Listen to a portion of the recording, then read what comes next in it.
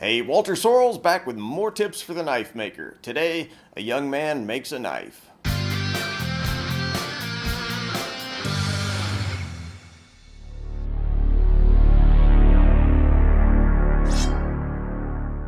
So recently I was contacted by a young man who goes to high school at a local high school, and he was interested in having me sort of mentor him in the making of a knife. So today we're going to follow along with him as he makes a knife. And by the way, I'm not going to be involved in actually doing the work itself. I'm going to let him do it all, and I'm just going to kind of coach him along the way.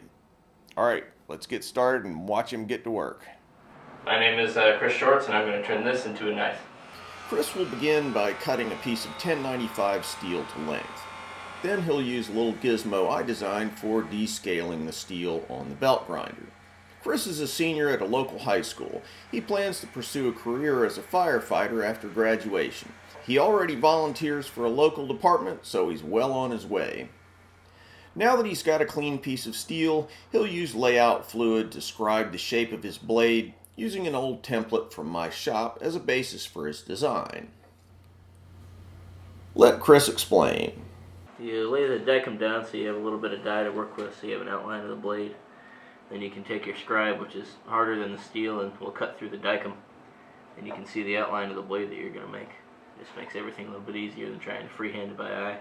Next, Chris will drill holes for the handle on the mill. I'm explaining to him that I always drill the holes before shaping the contours of the blade because it's much easier to clamp a rectangular bar of steel than to monkey around with the rounded outlines of the knife.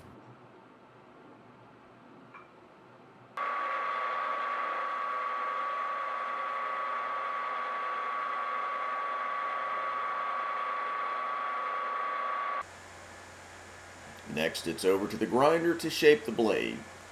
Big commercial grinders like this one can be pretty intimidating to use, but Chris hung in there and did a great job.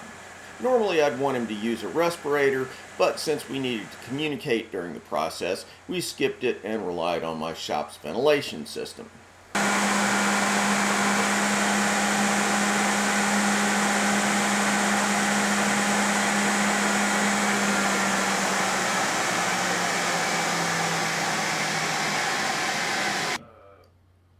Here I'm explaining about deburring after the blade has been contoured. Deburring knives, the handles in particular, is a little different from deburring most parts in the metal shop. Perfect flatness has to be maintained or the handle scales will gap away from the tang. Now it's back to the grinder to shape the bevels. This is the most technically demanding skill portion of making knives, so I'm outlining some basic concepts to him. As expected, this was by far the most challenging part of the process for Chris, but he handled the challenge well. If you're interested in hearing some of the concepts I was presenting to him, I've got a number of videos that delve pretty deeply into the minutiae of grinding knife bevels.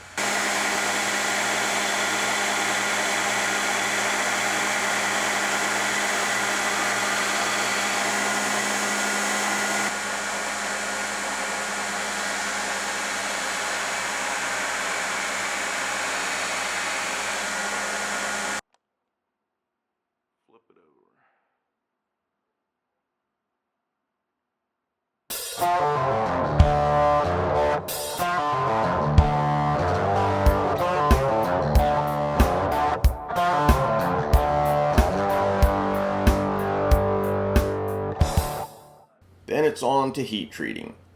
We used my forge to harden the blade, heating it to about 1500 degrees Fahrenheit, then quenching it in an engineered quenching oil.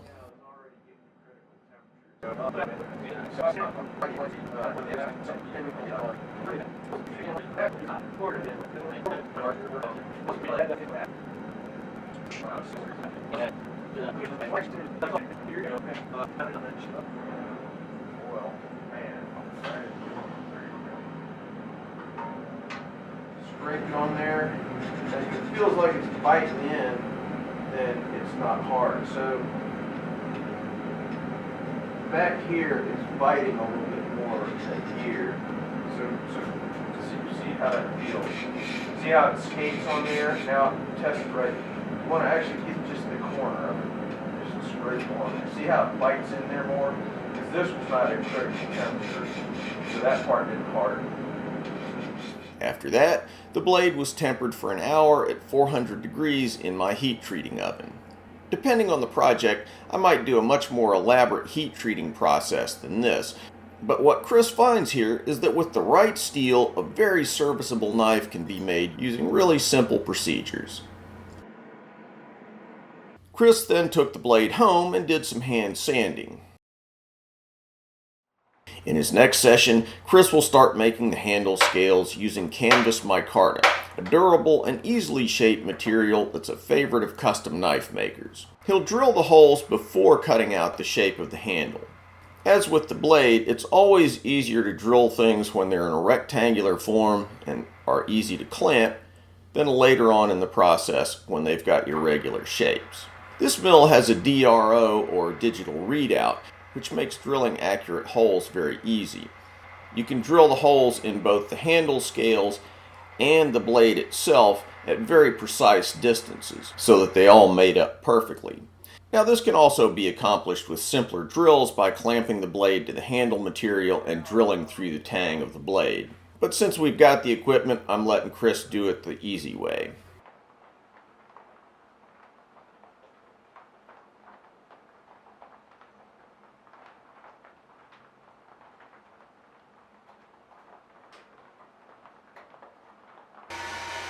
Chris then carefully trims the scales on the bandsaw.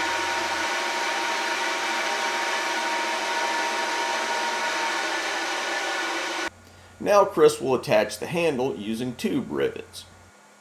So far we've reground it so that all the imperfections came out, and then taken pieces of black micarta, punched holes, and then drilled them out. Put locator pins in so that we could sand it and get it to where it is now, taking all the corners off and all that stuff. So got it all flushing on there and ground where it needs to be. Finally, the handle is shaped to his satisfaction on the grinder.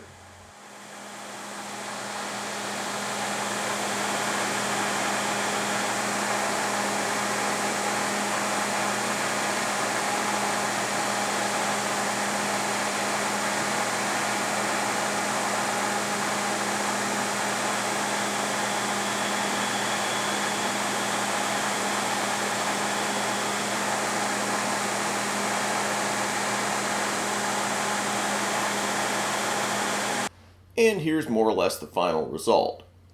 At home, Chris does a little more cleanup and sanding on the handle. When he comes back, he'll make a simple Kydex sheath. He'll lay out a rough template, which he cuts out on the bandsaw. Then he'll heat the template and squash it onto the knife on the Kydex press. Then some holes for the rivets. Using a simple hand rivet setter, Chris attaches the rivets to the sheath.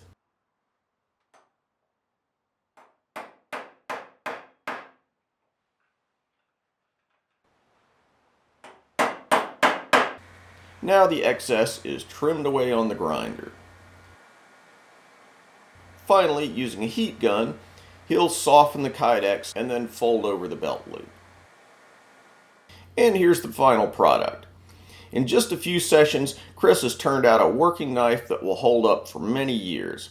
I have no doubt that Chris will make some fancier, slicker knives before all's said and done, but he's got a lot to be proud of. Excellent job, Chris. So I had a great time working with Chris here. If you're a knife maker too, I'd strongly encourage you to take the opportunity to take a young person under your wing and show them the ropes. I think you'd find it as rewarding as they would. All right, thanks, and see you soon.